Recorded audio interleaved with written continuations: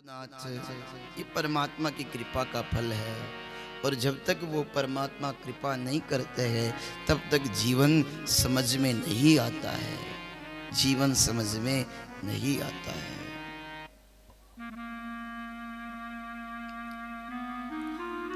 एक बार एक व्यक्ति विवेकानंद जी के पास में जाता है और कहता कि महाराज मुझे ये बताओ कि भगवान कैसे मिलेंगे।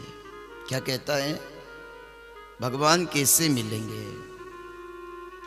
तो विवेकानंद जी ने कहा कि भाई ऐसा करना कि जब मैं प्रातःकाल 4 बजती है गंगा जी में स्नान करता हूँ उस समय तुम आ जाना,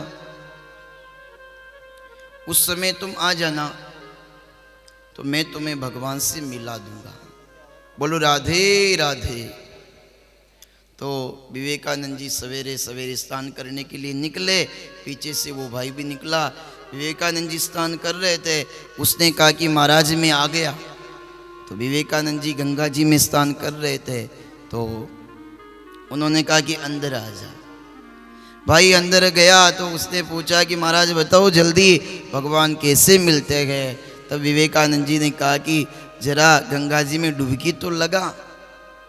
और भाई ने गंगा जी में नाक बंद करके जो ही डुबकी लगाई और उसका डुबकी लगाना हुआ और विवेकानंद जी ने उसके सिर पर हाथ रख करके उसको दबा दिया। अब तो वो भाई तड़पने लगा कि बाहर कब विवेकानंद जी हाथ को उठाए, मैं बाहर निकलूं नहीं तो मैं मर जाऊंगा। और विवेकानंद जी ने देखा रे कहीं मर न जावे तो एकदम हाथ को उठा दिया। और जो ही हाथ को उठाया तो वो भाई कांपता हुआ हड़बड़ाता हुआ विवेकानंद जी से कहता कि अरे बाबा ऐसे कोई भगवान मिलता है क्या? आज तो मार ही दिया होता।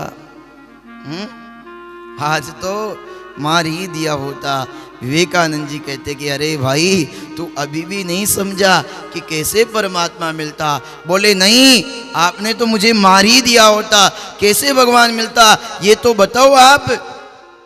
तब विवेकानंद जी कहते कि अरे भाई तू जिस समय जल के भीतर था और जल के भीतर से बाहर निकलने के लिए जो बेचैनी, जो तड़पन, जो चटपटाट, जो घबराहट तुझे हो रही थी, वही बेचैनी वही तड़पन जगत को छोड़ करके जगदीश के लिए हो जाएगी तो परमात्मा तुम्हें अपने आप ही मिल जाएगा, अपने आप ही मिल जाएगा। इसलिए लगन रूपी रगड़ की आवश्यकता है।